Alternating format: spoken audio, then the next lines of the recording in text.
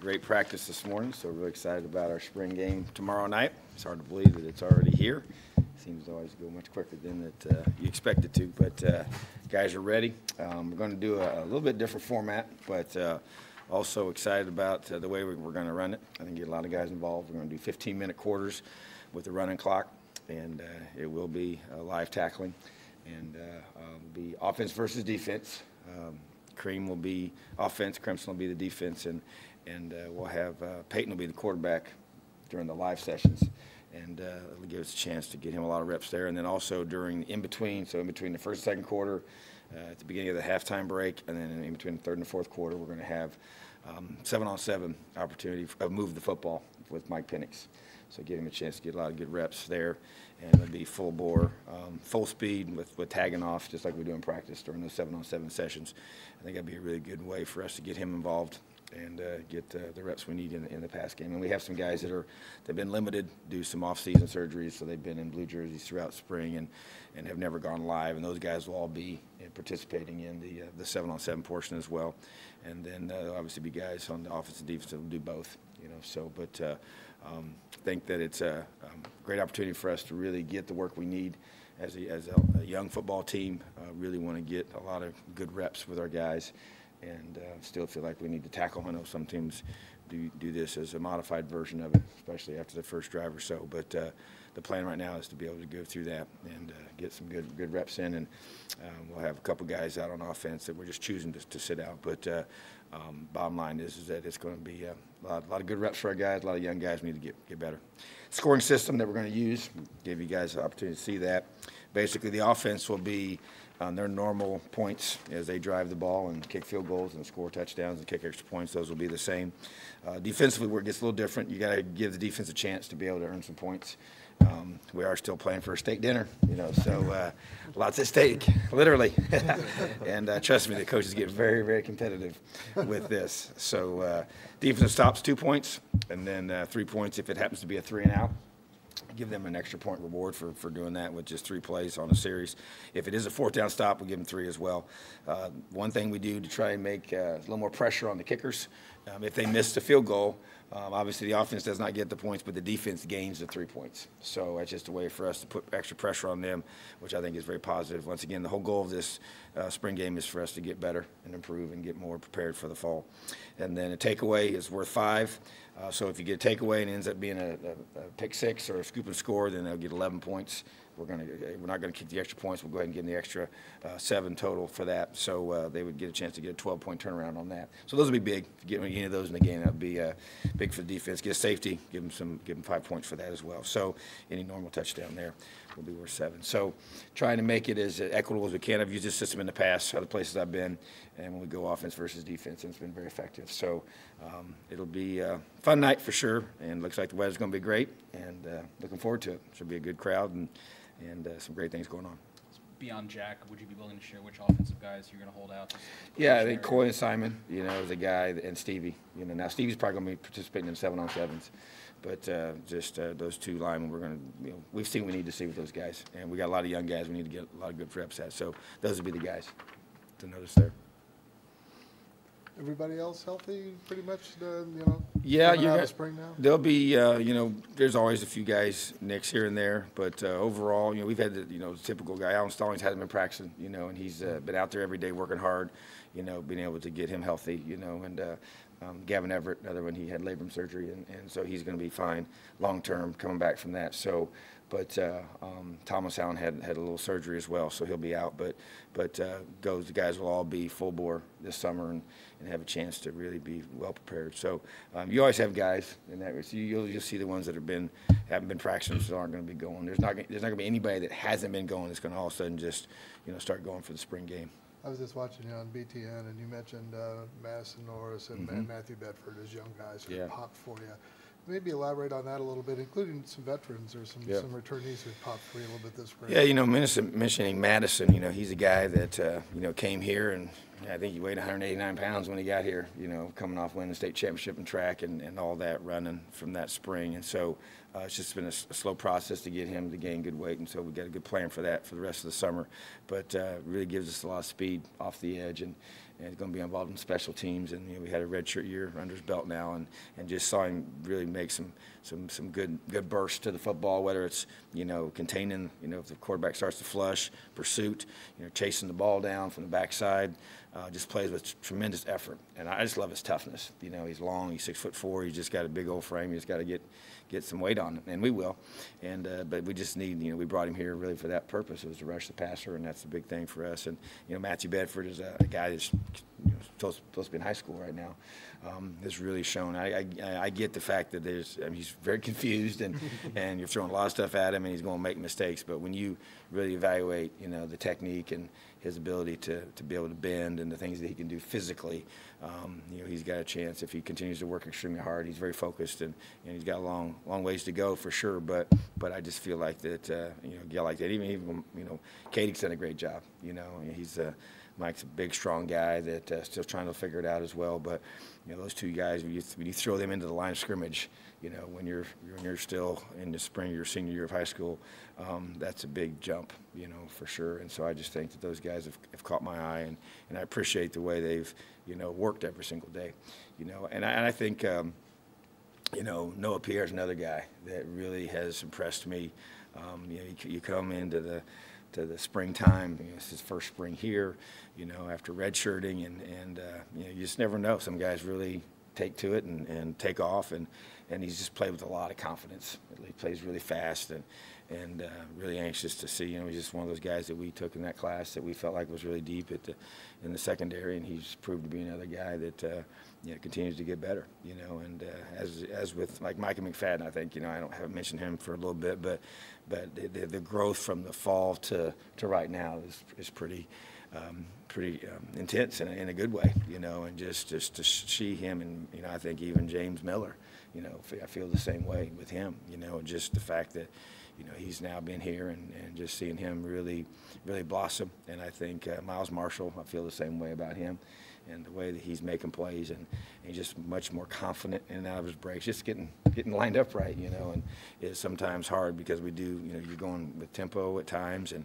the way we signal everything, and just trying to, coaches getting on them, everything's just kind of happening in a hurry. And so sometimes those guys, I tell you what, Jacoby Hewitt's another one that I thought today really shined, and he's a guy that I've been on, because I think he's got a lot of talent, and he would show up on certain weeks of during the fall on the scout team and just, be dominant, so I know he has that in him. And so just guys like that have really, this is an important time for him. And I could kind of go on and on. I think Caleb, Jones is really starting to come on, and I'm really pleased with his maturity, and his just the way he has gone about his business in this spring. And Coy's taken him under his wing and really challenged him. And then Simon has done a good job. And Hunter, those three seniors have really done a great job leading all these young linemen, because there's a lot of I stopped the film yesterday, and every single lineman was either a freshman or redshirt freshman, in the group that was on the field, and so that's a group that has to get a lot of reps, and it takes time. And Aiden Rafferty's worked extremely hard, but he's gained 50 pounds, since he's been here. Well, you got used to playing with those 50 pounds heavier that you have now on your body. So those are kind of things that have to happen. And Nate Morose the same way. He's gotten a lot bigger, and those guys are guys that we're counting on to develop. And so they're not quite ready yet, but they will be. So, and I just think that's the kind of growth we're looking for. And I just think that.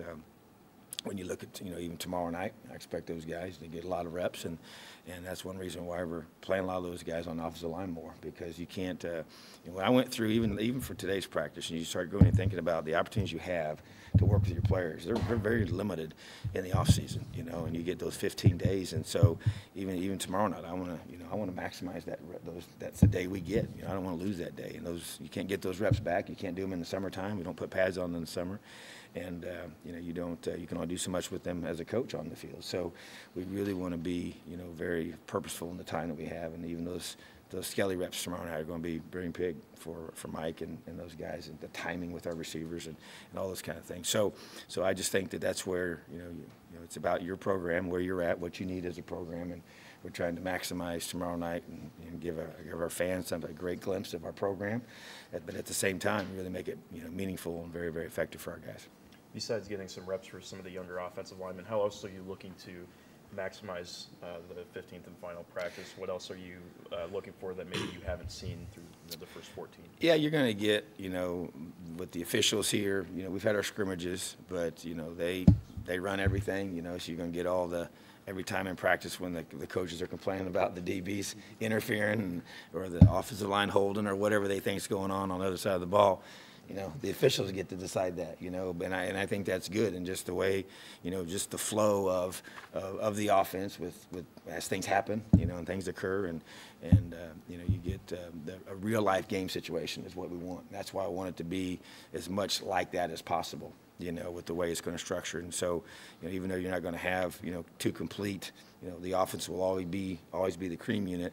And Crimson will always be defense. We'll flip the fields as they go and just we'll still punt the ball. We're not going to have any units out there, but we'll have the long snapper and we'll have the returners and get our specialists a chance to kick and punt and do those things. We won't do any kickoffs or kickoff return, but getting those guys reps and, even the way the spring has gone, we haven't gotten a lot of outside practices, so just those guys kicking in that setting with the wind or weather, however it looks, is important, because that's how we, I guess we got a game indoors this year to start the season, but usually all of our games are outside. So that's just a really, another step in terms of one of the goals you have for the spring game. And then just big thing too is I want our fans to see our guys. They've worked extremely hard, and we'll keep the scheme on both sides of the ball pretty vanilla, but it is the base of what you do. You can't get away from that, So, but I just think that those are kind of things that when you look at how you want the night to go, and obviously come out of it healthy,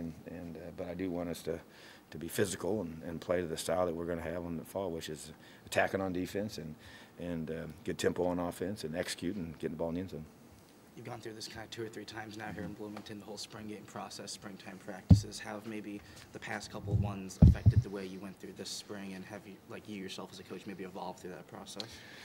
Yeah, well, one big difference is, me in the role of not calling the defense. Now, although I'd say last spring I didn't call it a lot during practice, there would be sometimes I would. So obviously this time I did not at all, and I think that was different. But I was very much more involved offensively, as in all the meetings on offense, and really trying to, be very, very familiar with everything. Because what it really allows me to do is, in a very positive way, get on these guys. When I know exactly what it's supposed to look like and what we're supposed to be doing and understand everything that's going on, it's difficult even in the past to be so involved defensively, and all of a sudden you just, even if you're walking around in practice, you're not, empowered to really just, impose your personality in that session. And that's what I want to be able to do. And from an intensity perspective and toughness and just the way that I hold guys accountable and always have on the defense side of the ball for walkthroughs and every phase of practice and being locked in and being able to do whatever we expect from it. So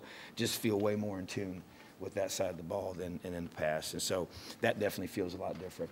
And I think, too, you just kind of go through and you kind of figure out, really what you want to get out of spring. You kind of learn how to, like a guy like Stevie Scott, we've seen what we need to see, and so we've kind of been able to modify things, where in the past I probably would have been more inclined to get a guy like that maybe more reps, but you also got to keep him sharp, which we've worked hard to do that. But I just think in terms of just understanding, these older guys, where they are, we've tried to, even modify some of their reps, but at the same time kind of intensify their technique work. And just where they can get better. And we sat down and mapped out for those kind of guys, well, those guys in that situation, what do they need to really focus on during these, that month of practice. And so I think that's really helped us this year. So I think we've got a lot of good work. We've improved fundamentally as a team, and really emphasized those periods. And so I think that's kind of become more the emphasis for me, and then getting guys in position to have a great May, a great June, a great July, because we're laying the groundwork for the player practices in the summer. And we're going to be more aggressive with those than we've ever been here.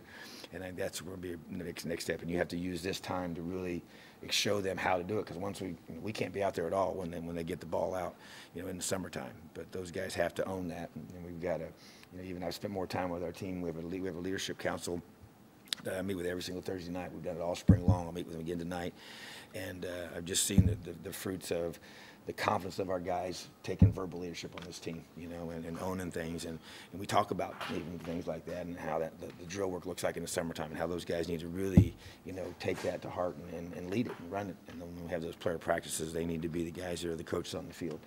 and I don't know if we would have had that leadership in the past that would have been able to do that, you know. So, and then just the quarterbacks and the receivers getting together and throwing, and just there's just things that you have to do more of, and we got to be better at. And so I just think me being more in tune with that, I think is helping us, and we just got to, you know, maximize every minute we have here.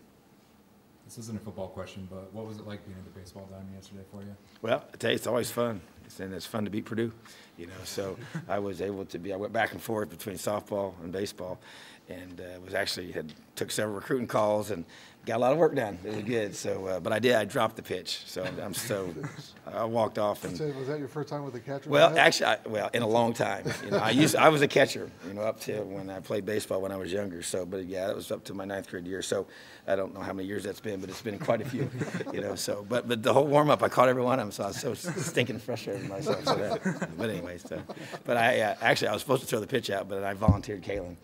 So I said, but I'll catch it for him, you know. So, but it was good. But a great atmosphere. I'm so proud of our baseball team and softball team, and it's fun. Like you said, it's great to be Purdue.